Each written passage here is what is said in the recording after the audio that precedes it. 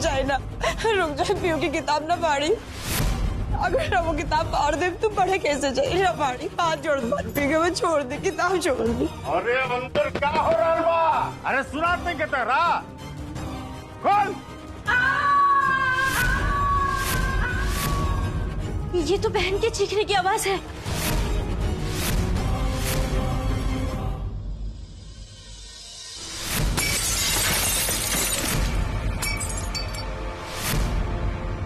देख ले लो ना, अभी और ही देखिए का करब हम। तू जानल चाहत लो ना कि हम पीहू का संगे ऐसा काहे कर रहा बानी? जानल चाहत लो ना। और हम पीहू का संगे ऐसा ऐसे कर रहा बानी काहे कि पीहू तोहार और हमार रिश्ता के उपज ही है, उपज ही है। तोहार और हमार एक होके का पहचान ही है। और अब तोहार और हमार रिश्ता अब का बा? कुछ होने के बताओ तो नहीं तो रखे।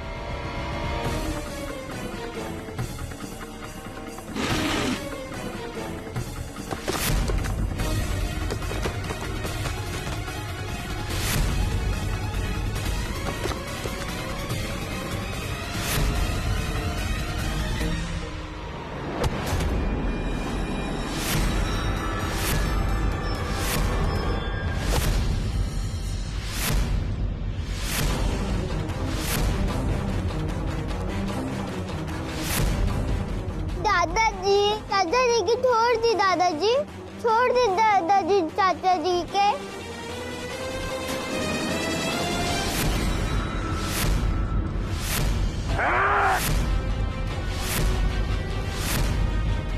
अरे छोड़ दिए एकरा के। अरे लइका बुद्धि में एकरा बुझात नहीं के। अभी कन्या के काला मैंने चलता। छोड़ जाए दी। जी छोड़ दी ना। अरे अब ये कर उम्र ही का बा? जब एक उम्र हुई ना सब सीख जाए, समझ जाए कि करा का कब बोले के चाहिए। छोड़ दी बबुआ जी। अरे लौंडा दमादी रे, दमादी बोल रे। अरे बोल तू शेर के बेटा हवे कि कुत्ता के गीत करे। अरे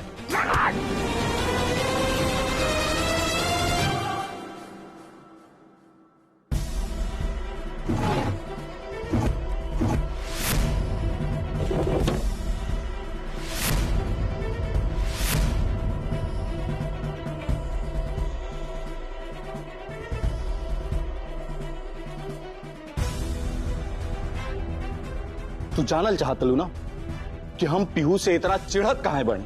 ओकरा खातिर हमार दिल में अब प्यार काहे नहीं खे? चाहे ओकरा से हमार इतना नफरत काहे हो गइल बा? हम पीहू के रस्सी में बंधली, रात भर रस्सी में बांध के ओके खड़ा कैली, जूता चप्पल साफ करवैली उसे। हाँ करवैली हम, कुल करवैली हम। कुल काहे करवैली पता बतौरा के?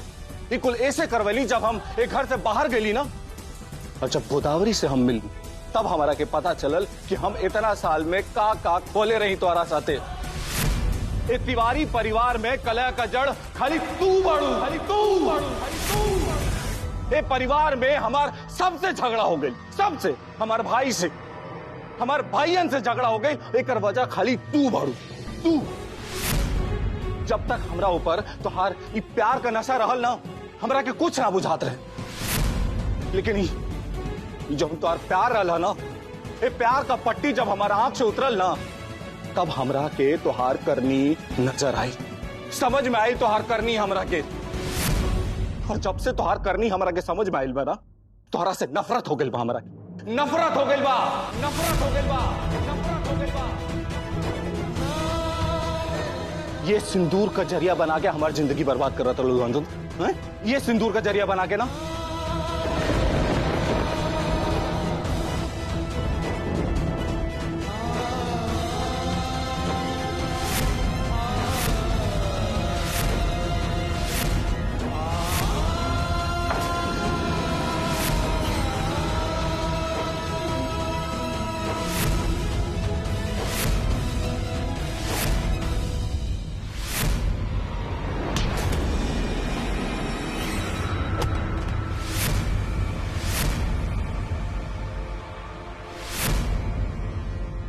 सवाल के जवाब चाहत रहा ना तोहरा के हैं?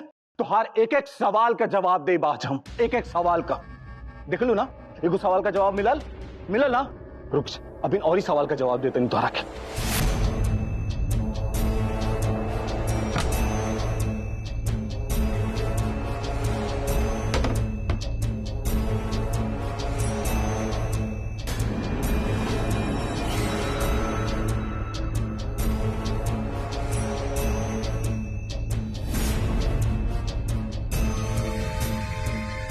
अरे जब से हम आयल बानी तब से तोहार हर सवाल के जवाब दे के पड़ता। ला हाई ला, जवाब चाहिए ना तोहरा के। हाई ला पीयू के पापा, कम से कम पीयू के खिलौना तो मत फेंकी। देखी नहीं है ना अपने खिलौना खातिर कितनी रोवती है। ना फेंकी पीयू के पापा।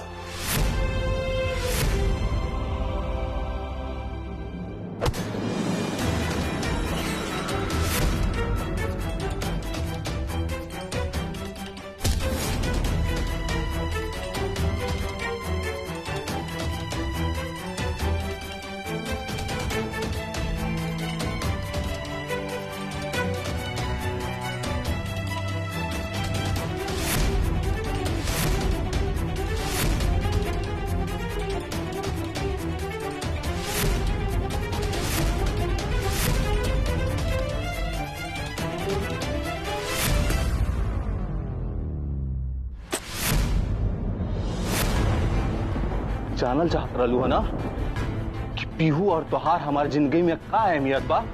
जानल चाहत रहलू है ना, मिल गई जवाब। देख ला, सही से देख ला, मिल गई ना जवाब। और ही जवाब चाहिए ना तोहरा के, और ही जवाब चाहिए ना।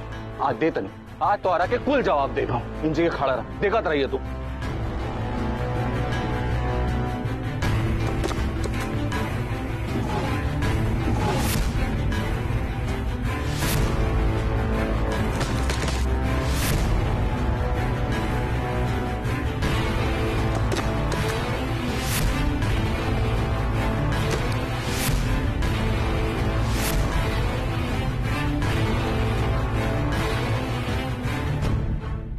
पीयू के पापा रवा मान जाए नो। अब हुए सब करम जवन रवा अपने से काम।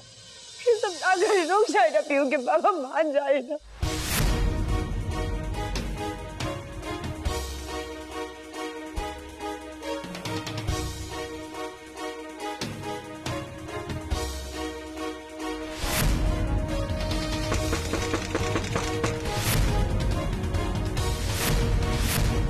मम्मी दरवाजे खोलो। दादाजी रंजन चाचा जी के घर से बाहर फेंक दिले बाहर।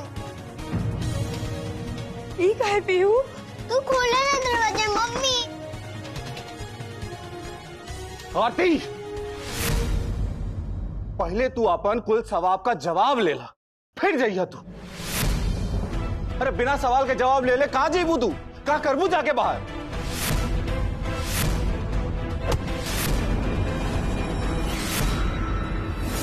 हमरा अगर पता रहित रू तो तारा जन्म ते मुआ देती।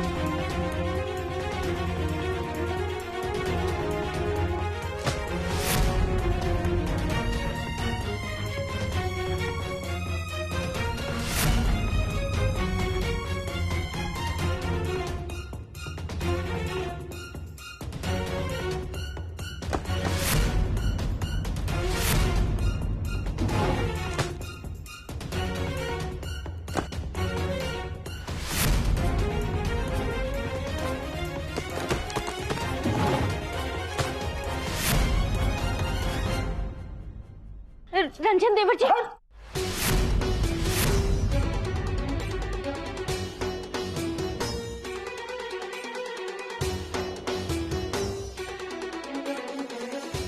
पहला बात कि ते हमरा के देवर जी मत बोल अपना मुंह से ते हमरा के देवर जी। काहे कि जवन कुछ भी हो रहा बानू घर में आज सिर्फ और सिर्फ तोरा वजह से हो रहा बा, सिर्फ और सिर्फ तोरा वजह से। ए रंजन, हमने कहा ना अपना मुंह बंद रखो। चुप, आज ना एकदम चुप रहो, कहा था नहीं, चुप। खोलो ना पापा दरवाजा, मम्मी खोलो ना दरवाजा, पापा मम्मी खोलो ना दरवाजा। जगह चाचा जी के बतावे के पड़ी।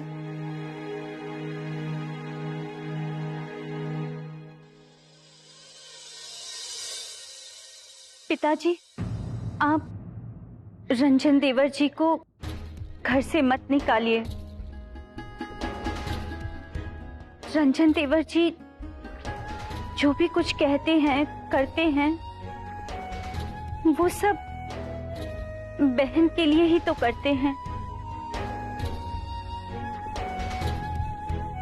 और देखिए ना,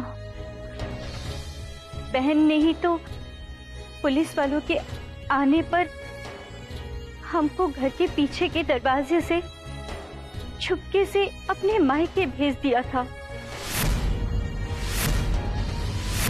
पिताजी, रंजन देवर जी और बहन दोनों ही बहुत अच्छे हैं।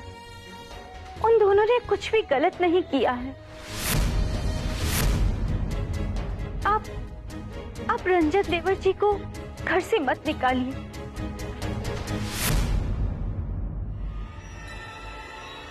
जाइए थे, निकल जाइए घर से। ठीक है, जा।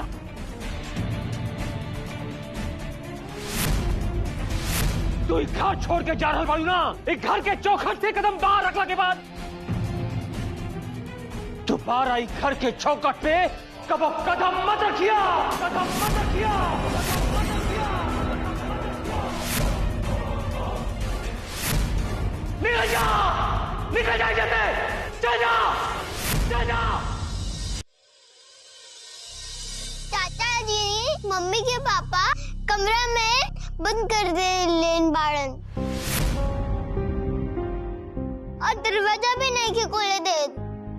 क्या कर रहे हो? अमर भैया आरती भाभी के कमरा में बंद कर दे बार। चल, हम चल रहे बानी। बस बस हमारे सवाल के यही जवाब था। चाहे पत्नी के कुछ हो जाए, चाहे वो घर से निकल जाओ, लेकिन इनकर भौजी के साथ भी कुछ ना होके के जाए। कैसे कि इनकर भौजी तो विश्व सुंदरी बाड़ी नु, और जब तक ये अपन भौजी के चेहरा ना देखियन, इनकर कलेजे में ठंडक ना पहुंची। फिर से बुरे लगलू तू? हाँ? हाँ? मारे! मारे!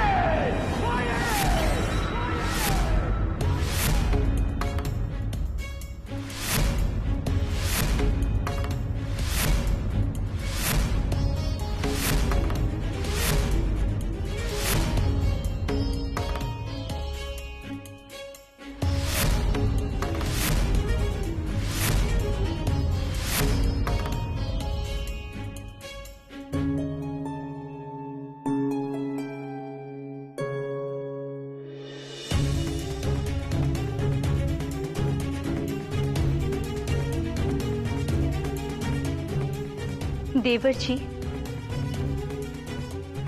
हमको सब कुछ मालूम हो गया है। जब हम इस घर में नहीं थे तो यहाँ पर क्या क्या हुआ है। जब से हम इस घर में आए हैं, इस घर की सुख शांति में खलल पड़ चुकी है। अब जब सब कुछ हमारी वजह से खराब हुआ है तो उसे ठीक करने की जिम्मेदारी भी हमारी है। अब सब कुछ हमें ही ठीक करना होगा।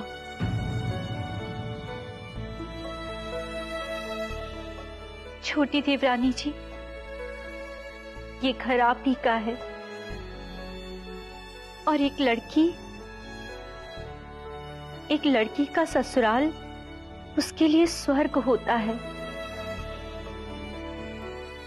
अब आप यहाँ से कहीं नहीं जाएंगी। कमाल बा, वो अपन रिश्ता बचाए खातिर इनकर ज्ञान बाकी रहा। नहीं की मम्मी, तो हमारी मम्मी के बचा लेना। मम्मी के पापा कमरा में बंद कर दिले बाड़न।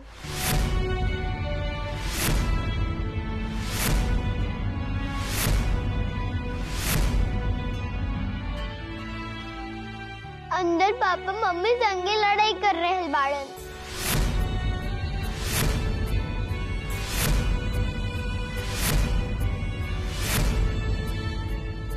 हमने मम्मी के बचा लेना। नहीं की मम्मी, बचा लेना।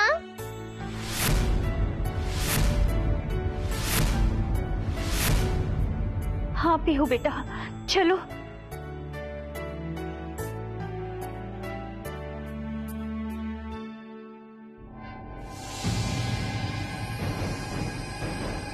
ये लोग के नौटंकी खत्म नहीं किया।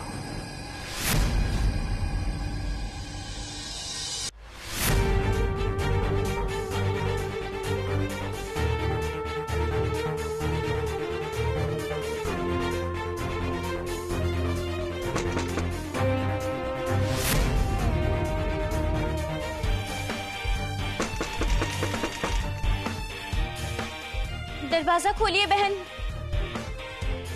अमर जी, दरवाजा खोलिए, हम गोदावरी बोल रहे हैं। इनको क्या हो गया है? इतने गुस्से में क्यों हैं आप? दरवाजा खोलिए। अरे अमर, खोल ले दरवाजा। अरे का हो गई बताई बस। कन्या दरवाजा खोला ना, काहे नहीं को खोला? कहा वही लाइसन देखा, सब कोई हमने के बाहर खड़ा बानी जा। आरती भाभी, वो दरवाजा खोली। देखिए सब लोग बाहर खड़ा बाप, दरवाजा खोली ना। भौजी रउआ दरवाजा खोली, काहे कि सबके पता चल गइल बा कि रउआ संगे जवन कुछ भी हो रहल बा गलत हो रहल बा। रउआ खोली दरवाजा था, अब एकर हल निकालल जरूरी हो गइल बा। देर लगले बोले रे। रावे चुप।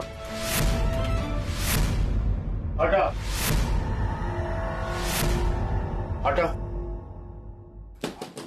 अमर, अरे तारा सुनाई नहीं कर का?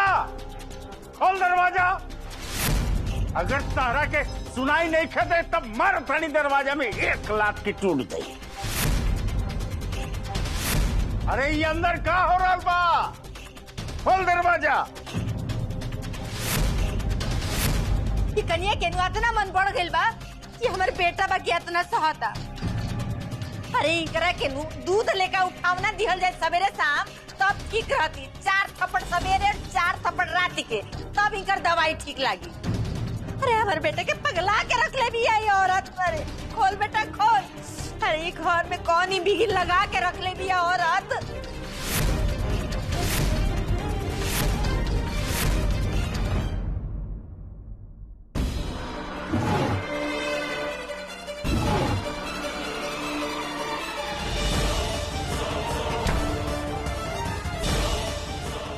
रुक जाए ना, रुक जाए। पीयू की किताब ना पढ़ी। सुनी ना, अगर वो किताब पढ़ दे तो बड़े कैसे जाए ना पढ़ी। हाथ जोड़ मत पे मैं छोड़ दी, किताब छोड़ दी। अरे अंदर क्या हो रहा बा? अरे सुनात नहीं कहता रहा। खोल।